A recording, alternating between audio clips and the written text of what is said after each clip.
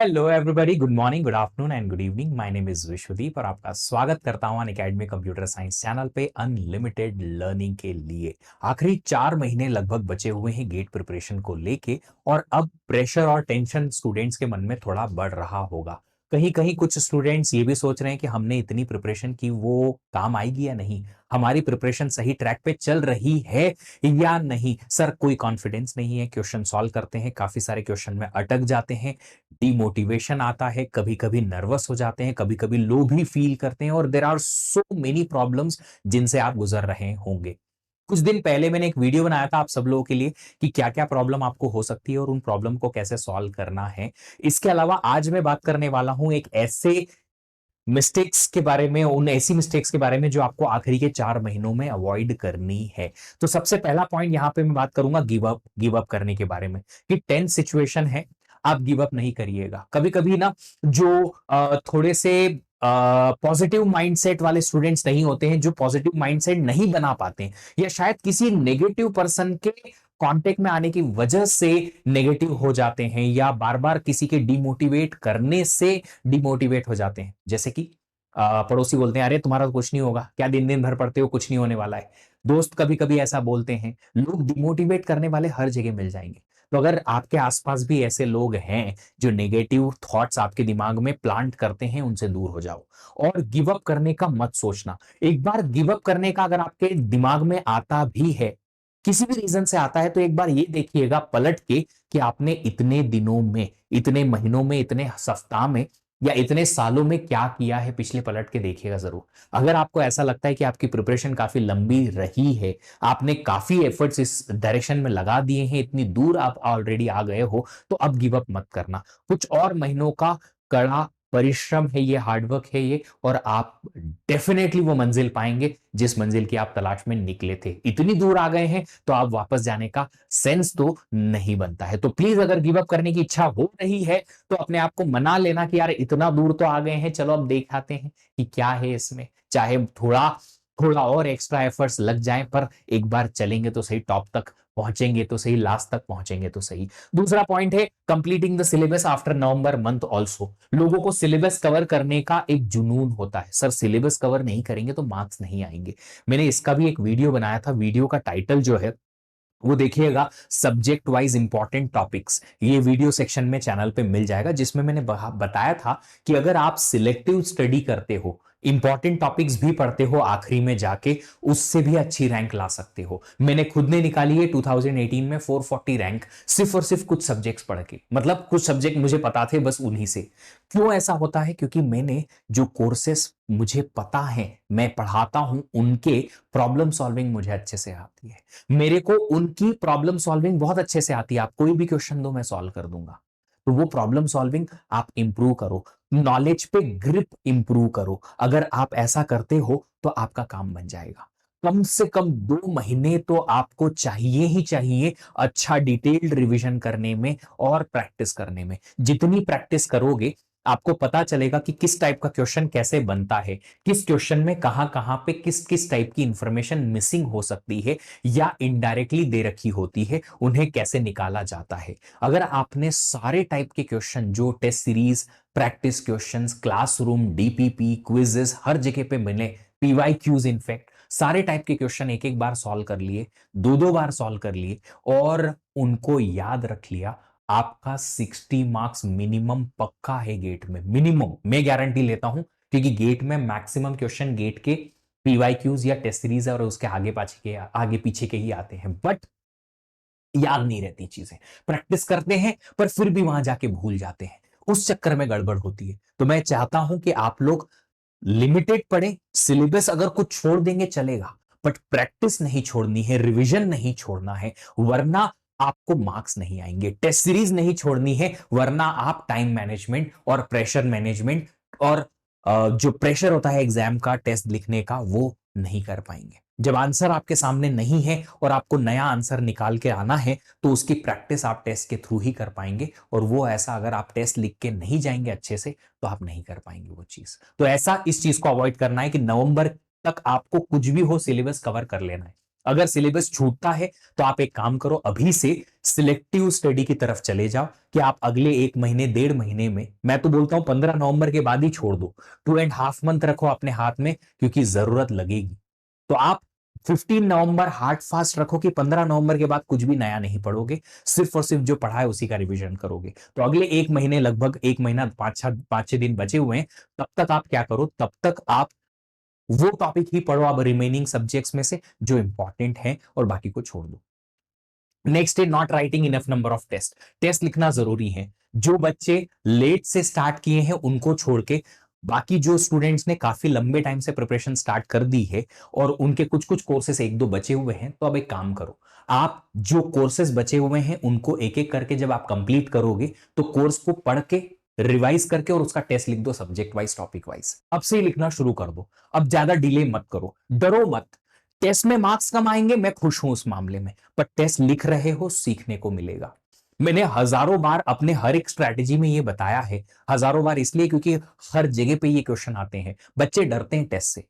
डरना नहीं है, अभी 4 महीने पहले ये आइडेंटिफाई करो कि जब आप टेस्ट लिखने जाओगे तब प्रॉब्लम क्या आ रही है, ताकि 4 महीने का टाइम है आपके पास, उन गलतियों को सुधार पाओ। मार्क्स कम आए, खुश हो जाओ और हैप्पी रहो, और अपने आप को ये बोलो, यार अच्छा हुआ टेस्ट लिख दिया, पता तो चल गया कि मैंने क्या गलती करनी है, मेरे में क्या क्या प्रॉब्लम्स हैं, वो प्रॉब्लम अगले 4 महीने में मैं सॉल्व करूंगा। मान लो अगर यही टेस्ट गेट के आसपास लिखा होता 1 महीने पहले या 2 महीने पहले, तो 2 महीने पहले तो मैं फिर ऑटोमेटिकली परेशान ही हो जाता कि यार 2 महीनों में क्या क्या चीजें चेक करूंगा मैं। तो अच्छा है ना, 4 महीने पहले हमें वो प्रॉब्लम्स नजर आ गई। तो टेस्ट से डरो मत, टेस्ट से डरो मत, एग्जाम भी तो टेस्ट ही है यार, वो भी तो लिखना पड़ेगा। तो उसकी प्रैक्टिस अभी से शुरू कर दो, मिस्टेक्स आइडेंटिफाई करना शुरू कर दो कि कहां कहां आपको प्रॉब्लम आ सकती है, वो फिर प्रॉब्लम को आइडेंटिफाई करके और उन्हें सॉल्व करते रहेंगे धीरे धीरे करके। तो अगर आप लोग आखिरी पड़ाव पे हैं अपनी प्रिपरेशन के, कुछ एक कोर्सेज बचे हुए हैं, तो जो कोर्स अभी खत्म होने वाला है उसका एक बार डिटेल रिवीजन कर लो, थोड़े पीवाईक्यू वगैरह प्रैक्टिस कर लो और फिर टेस्ट लिख दो। ऐसा करते करते, और बाकी का तो मैंने आपको रिवीजन प्रैक्टिस का पूरा डिटेल शेड्यूल बनाया हुआ है। बेस्ट रिवीजन स्ट्रेटेजी नाम का एक वीडियो बनाया था मैंने, जब कोर्स खत्म हो जाए तो रिवीजन कैसे करना है उसका, वो आप देख लो, चैनल पे मिल जाएगा। नहीं मिले तो लिख लेना यार, best revision strategy by Vishwadeep, मिल जाएगा। एक 2-3-4 महीने पहले वीडियो बनाया था, उसमें से आपको डिटेल मिल जाएगी। बट टेस्ट आप इनफ नंबर ऑफ टेस्ट नहीं लिखेंगे तो आपको पता नहीं चल पाएगा कि आप मिस्टेक्स क्या करते हैं, और अगर आपको ये नहीं पता चल पाएगा कि मिस्टेक्स क्या करते हैं तो आप उनको सॉल्व नहीं कर पाओगे, फिर गेट में एग्जाम में जाके वो मिस्टेक करोगे और फिर पूरा 1 साल आपका खराब। तो डरना नहीं, टेस्ट जरूर लिखना। अच्छा एक चीज और, जो बच्चे ये वीडियो सुन रहे हैं, अगर आपको ये वीडियो के अलावा और भी कोई ऐसी प्रॉब्लम है जो फेस हो रही है और जो मैंने इस पर्टिकुलर वीडियो में कवर नहीं की है, तो कमेंट बॉक्स में कमेंट करके जरूर जाइएगा। और अगर आपको इस वीडियो को सुन के और कहीं ना कहीं आपकी प्रॉब्लम्स जो अभी प्रिपरेशन में चल रही हैं वो आइडेंटिफाई हो रही हैं और उन्हें आप सॉल्व कर पा रहे हो, तो भी वो मेंशन करके जरूर जाइएगा। मैं चाहता हूं कि आपका एक्सपीरियंस जो है मुझ तक मिले, ताकि मैं अपने आगे आने वाले स्टूडेंट्स, अगली जनरेशन जो नेक्स्ट ईयर की आएगी, उनको सही से और गाइड कर पाऊं आपका एक्सपीरियंस लेके। नेक्स्ट है not revising courses at least 2 times. देखो याद नहीं रहती चीजें, है ना। अब ये कोई रोहित शर्मा या विराट कोहली का एक रिकॉर्ड तो है नहीं वर्ल्ड कप का या ओडीआई क्रिकेट का या इंटरनेशनल क्रिकेट का कि आपको याद रह जाए, क्योंकि वो तो इंटरेस्ट दिलाता है ना। पर ये ऐसी चीजें हैं, टेक्निकल चीजें जो याद नहीं रहती। यार 12-13 सब्जेक्ट, 12-13 सब्जेक्ट्स के, हर एक सब्जेक्ट के 10-12 यूनिट्स, मतलब चैप्टर्स, हर एक चैप्टर में पता नहीं कितने टॉपिक, टॉपिक के सब टॉपिक, सब टॉपिक के हजारों टाइप के अलग अलग अलग अलग कंसेप्ट्स। इतनी चीजें दिमाग में कैसे याद रहेंगी। रिवीजन करना पड़ेगा, जितना रिवाइज करोगे और प्रैक्टिस करोगे चीजें रिकॉल होती जाएंगी। तो 2 बार का अच्छा खासा रिवीजन और खूब सारी प्रैक्टिस करना ही करना है। स्टूडेंट्स को क्या लगता है, सर एक बार पढ़ लिया बस हमारी गेट तो निकल ही जाएगी। जब आप रिवाइज करने जाओगे ना, आपको ये लगेगा कि यार तो सब भूल गए, अरे सर हमारा पूरा पुराना पढ़ा पढ़ाया तो सब चौपट हो गया। ऐसा नहीं होता बेटा, आपको समझने में आप ज्यादा देर नहीं लगेगी। पहला रिवीजन ज्यादा टाइम ले सकता है, पर दूसरा तीसरा रिवीजन धीरे धीरे करके कम टाइम लेगा। पहले रिवीजन में हो सकता है 1.5 मंथ लगे सारे सब्जेक्ट्स मिला के, 2 मंथ्स भी लग सकते हैं, किसी किसी को 3 महीने भी लगते हैं, जो स्लो रहता है थोड़ा सा।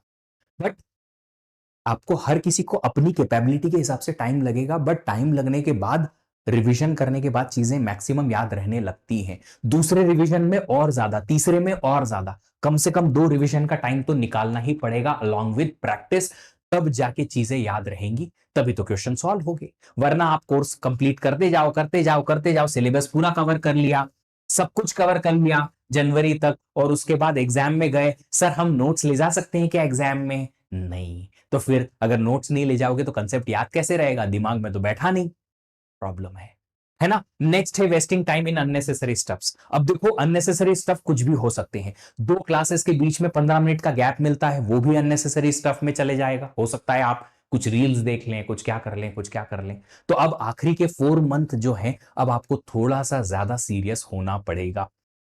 ठीक है, मैं ये नहीं कहता कि आप अपने फेस्टिवल्स को ही छोड़ दो, फेस्टिवल को मत छोड़ो, बट डेली डेली जो छोटे छोटे गैप्स मिलते हैं उनको अवॉइड करना सीखो, कि ये गैप्स को कहीं ना कहीं यूटिलाइज कर पाए, rather than just wasting them into checking out the mobile phone, और maybe chatting with the friends, या रील्स चेक करके शेयर करना हुआ, या मीम्स देखना हुआ, या फिर सिर्फ टाइम पास करके दूसरों के ग्रुप्स देखना हुए टीचर्स के, या फिर ऐसे ओपन ग्रुप्स होते हैं टेलीग्राम्स व्हाट्सएप पे, वो तो वेस्ट मत करो। Learning is important. अपनी प्रिपरेशन का प्लान आपके हाथ में है, उसको देखो कहां कहां क्या क्या बचा हुआ है, सही से टिक मार्क करते रहो, आगे बढ़ते रहो। ये बचा है इसको कर लेते हैं, ये बचा है इसको कर लेते हैं। अगर आपको ऐसा लगता है कि 15-15 मिनट के बहुत सारे गैप मिलते हैं आपको, और उनमें हमें एक कोई भी चीज कंटिन्यू नहीं हो पाती है, तो एक काम करो, फॉर्मूलाज के शॉर्ट नोट्स लिख लो और शॉर्ट नोट को ही रिवाइज करो 15-15 मिनट में, ताकि कम से कम फॉर्मूलाज तो याद रहेंगे। फॉर्मूलाज के कहीं ना कहीं आपके पास कुछ अलग से पेजेस होंगे ना, वो लगा लो आपके आपके रूम में कहीं ना कहीं, आपकी डेस्क पे कहीं ना कहीं, और फिर जब भी आपको टाइम मिले वो पढ़ते रहो। बीच में 10 मिनट टाइम मिला, ये फॉर्मूला ही याद कर लिए। जब भी टाइम मिला, कोई डिसाइडेबिलिटी थ्योरी के कुछ थ्योरम्स एक बार देख ली, टीओसी की, ग्राफ थ्योरी की थ्योरम्स के स्टेटमेंट देख लिए, कुछ भी ऐसी चीज जिससे आपका एंगेजमेंट भी स्टडीज में रहे, और वो 10-10 15-15 मिनट के गैप्स जो आपको मिल रहे थे क्लासेस के बीच में या लर्निंग के बीच में, वो फिल भी हो जाए। तो अननेसेसरी स्टफ्स पे टाइम वेस्ट बिल्कुल मत करो। सही एनालिसिस ऑफ द टेस्ट। बच्चे आते हैं, टेस्ट लिखते हैं, टेस्ट लिखने के बाद मार्क्स नहीं आए, तो फिर सब जगह जाके, सब जगह मतलब सारे टीचर्स के पास जाके, ऑनलाइन जितने गेट के इन्फ्लुएंसर्स हैं सब जगह जाके एक ही मैसेज, सर टेस्ट लिख रहे हैं मार्क्स नहीं आ रहे क्या करें, टेस्ट लिख रहे हैं मार्क्स नहीं आ रहे क्या करें, टेस्ट लिख रहे हैं मार्क्स नहीं आ रहे क्या करें। उन्होंने कुछ बोला उससे कोई मतलब नहीं, हमारी प्रॉब्लम सुनानी है, हमें सॉल्यूशन नहीं सुनना है। प्लीज हाथ जोड़ता हूं आपके, क्योंकि आपकी जिंदगी की जिम्मेदारी मेरे पे है। लिटरली मैं बोल रहा हूं, आपकी जिंदगी की, आपकी आपके करियर की जिम्मेदारी मेरे पे है। तो मैं चाहता हूं कि जो जिम्मेदारी आप लोगों ने मुझे दी है, उस जिम्मेदारी को मैं ठीक से निभाऊं और आपको सही तरीका बताऊं। किसी से एम्पैथी सिंपैथी नहीं चाहिए हमें। आप कमजोर माइंड वाले स्टूडेंट नहीं हो, आप स्ट्रांग माइंड वाले स्टूडेंट हो। आप इतने स्ट्रांग हो कि आप दुनिया हिला सकते हो, आप कुछ भी कर सकते हो अगर आपने अंदर से ठान लिया है तो ऐसी प्रॉब्लम से क्या डरना? टेस्ट में मार्क्स नहीं आए तो पहले एनालाइज करो, पहला क्वेश्चन देखो क्यों नहीं बना, दूसरा क्वेश्चन देखो क्यों नहीं बना, तीसरा क्वेश्चन देखो क्यों नहीं बना, रीजन समझ में आ जाएगा कि क्यों नहीं बना। कोई गलती की, गलती क्यों हुई, क्या टॉपिक याद नहीं रहा, टॉपिक रिकॉल नहीं हो पाया उस क्वेश्चन को सॉल्व करते वक्त, नहीं हो पाया मतलब रिवीजन की प्रॉब्लम, क्वेश्चन अटेम्प्ट कैसे करना है ये समझ में नहीं आया, प्रैक्टिस की प्रॉब्लम। यही 2 प्रॉब्लम हो सकती है टेस्ट में कम मार्क्स आने की। तो प्रैक्टिस और रिवीजन जारी रखो, टेस्ट में मार्क्स आएंगे। एनालिसिस अच्छी करो, एनालिसिस करके ना आपको एक पैटर्न निकलेगा कि आपने 5-6 टेस्ट लिखे एक सब्जेक्ट के, और पता चला है कि कैश के अगर टफ क्वेश्चन आते ना तो मेरे से बनते नहीं है, सर पाइपलाइनिंग के अगर बड़े बड़े क्वेश्चन आते हैं तो हमसे बनते नहीं है। ये पैटर्न आपको पता चलेगा। उससे क्या करोगे आप, अगली बार जब रिवीजन की साइकिल आएगी, प्रैक्टिस की साइकिल आएगी, सेकंड वाली थर्ड वाली, तो फिर उस टॉपिक को ज्यादा अच्छे से रिवाइज करोगे, ज्यादा प्रैक्टिस करोगे, आपका फायदा है। तो अच्छी एनालिसिस जरूरी है टेस्ट। इसमें कभी कभी ना टाइम लगता है। 3 घंटे का अगर आपने फुल लेंथ टेस्ट लिखा, कभी कभी 3 घंटे के फुल लेंथ टेस्ट को एनालाइज करने में बराबर 3 घंटे और लग जाते हैं, लगते हैं। बट यार टाइम नहीं दोगे तो फिर रिजल्ट कैसे आएगा? हमारे केस में time is not money, time is the rank. हमारी गेट प्रिपरेशन में टाइम इज रैंक। समय जितना ज्यादा दोगे उतनी अच्छी रैंक आएगी।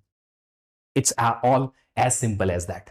लास्ट पॉइंट है कीप स्टडिंग और learning till exam date. Exam date तक पढ़ते रहो पढ़ते रहो पढ़ते रहो, नहीं बाबू, ऐसा नहीं करना है। अगर आपकी exam first week of February में है, एग्जाम है, तो आपको 20 जनवरी तक ही, चलो हार्ड फास्ट और थोड़ा सा आगे बढ़ा लूं तो 26 जनवरी तक ही पढ़ाई करनी है। Stop study. उसके बाद क्या करेंगे सर?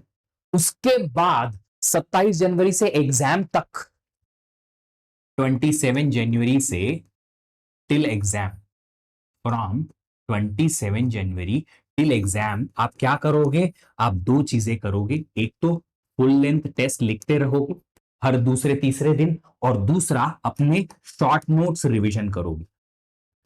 शॉर्ट नोट्स क्या होते हैं सर? वो चीजें जो आपको रटने वाली हैं उनका रिवीजन करते रहोगे, क्योंकि धीरे धीरे करके हमारा मानसिक तनाव हमें कम करना पड़ेगा।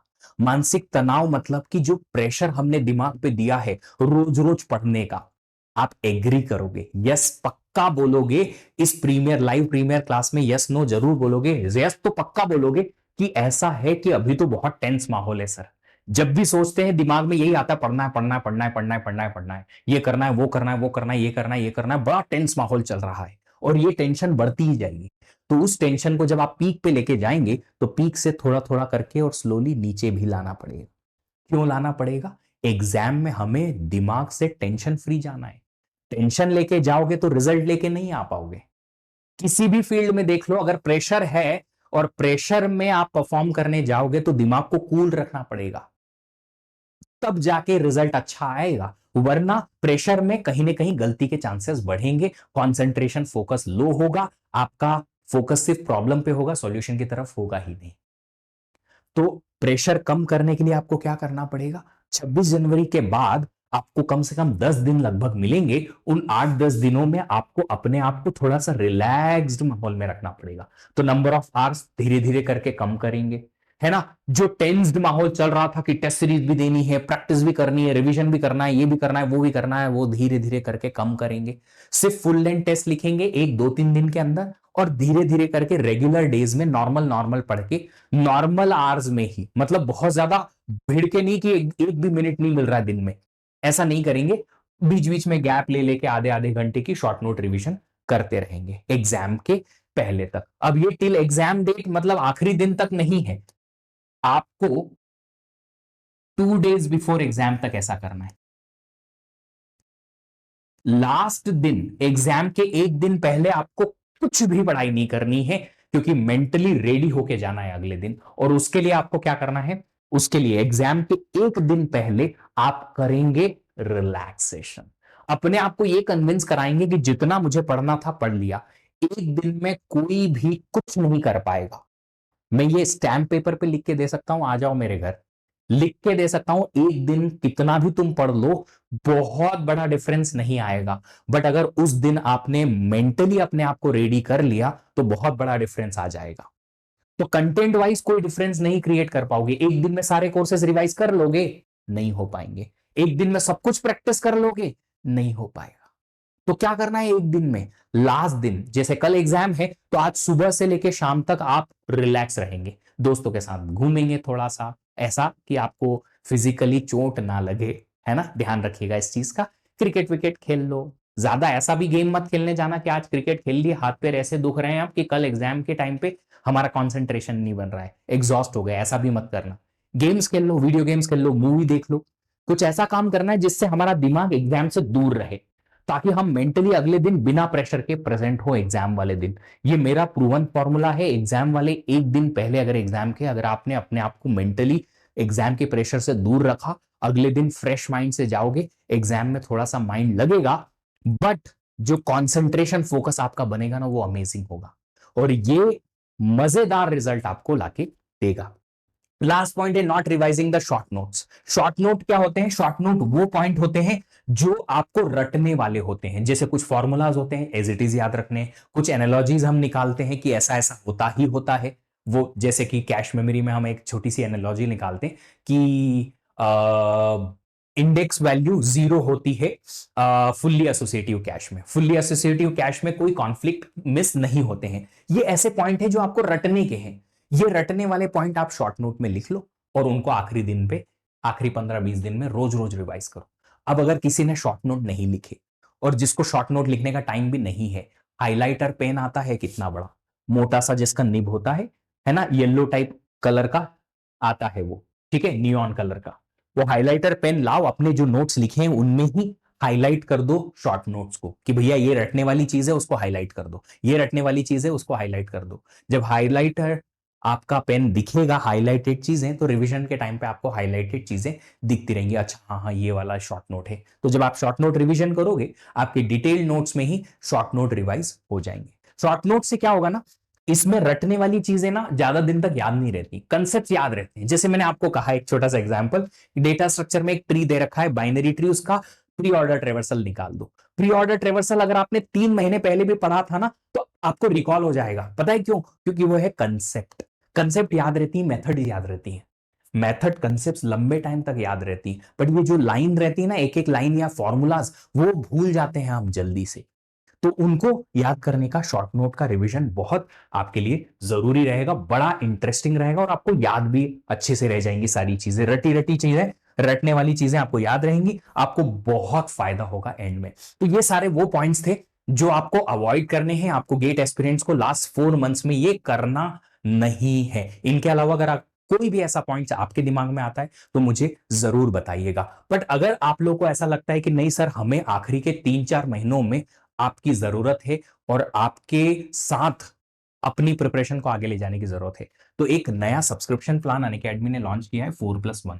4 मंथ का सब्सक्रिप्शन है जिसमें आपको रैंक इंप्रूवमेंट कोर्सेस मिलेंगे।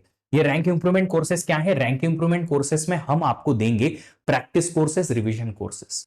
पिछले पुराने भी रैंक इंप्रूवमेंट कोर्सेस हैं, इस बार के भी हैं। आपको सारे टाइप के क्वेश्चंस एक साथ प्रैक्टिस करने को मिल जाएंगे। सारे टाइप के क्वेश्चन एक साथ कुछ ही घंटों में प्रैक्टिस करने को मिल जाएंगे।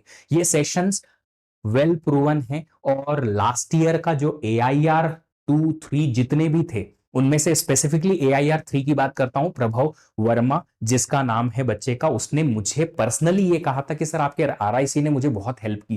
क्योंकि RIC से क्या हुआ, एक साथ सारे प्रैक्टिस क्वेश्चंस एक ही सेशन में मिल गए, मतलब एक ही प्लेलिस्ट में मिल गए। फायदा ये हुआ उससे कि हमें एफर्ट नहीं लगाने पड़े अलग अलग क्वेश्चंस को ढूंढने में और उनको प्रैक्टिस करने में। फायदा ये हुआ कि एंड मोमेंट प्रैक्टिस भी हो गई, सारे क्वेश्चंस एक एक बार देखने में भी आ गए, उनको हमने एक बार रिवाइज किया, टेस्ट सीरीज में लेके गए, सारे क्वेश्चन बनने लगे। तो अगर आप लोगों को भी ऐसा चाहिए तो आप ये रैंक इंप्रूवमेंट कोर्सेज के थ्रू आ सकते हैं। अगर आप 25-24 की तैयारी, 25-26 की तैयारी करना चाहते हैं तो लॉन्गर ड्यूरेशन का सब्सक्रिप्शन ले लो, क्योंकि अभी मिल रहा है आपको extension offer plus unlock offer. आपको अनलॉक में अप टू 50% तक सेव करने को मिलेगा, 20% का फ्लैट ऑफ है। ये कोड लगा लेना ताकि डिस्काउंट मिल जाए और साथ ही साथ आपको मेरा पर्सनल गाइडेंस भी मिल जाए, वी दीप 10। ये डिस्काउंट ऑफर सब मिल जाएगा। अच्छा, एक और पॉसिबल चीज आपके लिए जो बेहतर है वो ये है कि गेट 25 के लिए एक नई नई बैच स्टार्ट हुई है। अब 25 के लिए अगर आप अभी से प्रिपरेशन स्टार्ट करोगे तो ज्यादा फायदा है, जितनी जल्दी स्टार्ट करोगे उतना फायदा है। कोर्सेस कवर करने में, फिर रिवाइज और प्रैक्टिस करने में बहुत टाइम लगता है। कॉलेज, फेस्टिवल्स और दूसरी बहुत सारी चीजों में आपका टाइम यहां वहां निकल जाता है। तो फायदा ये है कि आप उनके साथ में गेट की प्रिपरेशन भी करेंगे और आपका शेड्यूल बहुत ज्यादा हेक्टिक भी नहीं होगा। जितना लेट स्टार्ट करेंगे उतना आपको पर डे एफर्ट ज्यादा लगाने पड़ेंगे, उतना टफ हो जाएगा आपका पर डे का शेड्यूल। अगर आप गेट डीए के लिए अलग से सिर्फ तैयारी करना चाहते हैं तो गेट डीए का सब्सक्रिप्शन इतने में ही मिलेगा। और एक चीज, गेट सीएस का जो सब्सक्रिप्शन है उसके साथ में गेट डीए का सब्सक्रिप्शन फ्री में मिलता है। तो आप अगर सिर्फ गेट सीएस लेंगे तो भी आपको गेट डीए मिल जाएगा, और अगर आप gate data science and AI लेना चाहते हैं ओनली तो आपको इतने में मिल जाएगा।